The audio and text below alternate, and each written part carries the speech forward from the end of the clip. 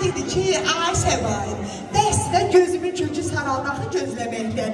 Çadırımı salırım başıma, gözümü bəzərəm. Çadırımı salırım başıma, gözümü bəzərəm. Gedim sənə göz atarım, hər tərəfi gezərəm. Gedim sənə göz atarım, hər tərəfi gezərəm. Elə Səbailə qalmışam, bir qız tapmışam, belə ay parçası, belə su sonası. Bax, belə ürəyimin yarısı. Ay Səbail, ürəyinin yarısında yoxsa hamısı? Hamısı. Bəydən bu söz gələndən sonra ananın iç səsini dinləyək. Hayır mənim əziyyətim, hayır mənim əziyyətim. Hayır, hayır. Dedi ki, ay sevin sənə, gül sənə, bir gəlin tapdım sənə.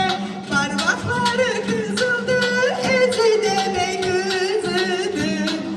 Güməkli bir bileği, yıkıl evin direği. Sözü asırtedi, adettir ve sen danışmaz. Elə qaynana belini fark etdi. Benim çadrasını taktı başına durdu yollandı kız evine.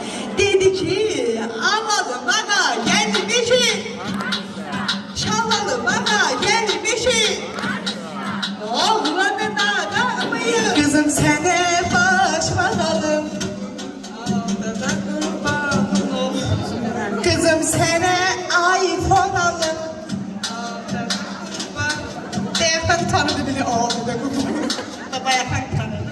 Elə de ne gördü kızda yok. Elə her şeye her yer. Dediler hip mi hip daha. Kızım seni, ay kızım seni.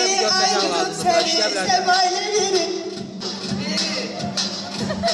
Belə zakazla ne takılmağımız var yok ne ki. Ben gedirəm vəssalam. Ver dədə qurbanın olum, ver dədə qurbanın olum. Alının mübarək olsun.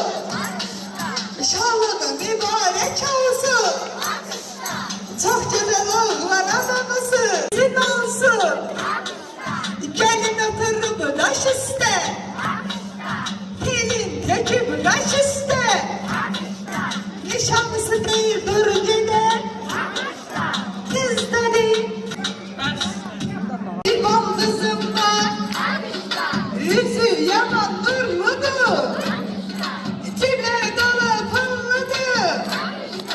Kaşları dolu pulludur. Hiç demedim ben onu. Karnıyama tuttudur.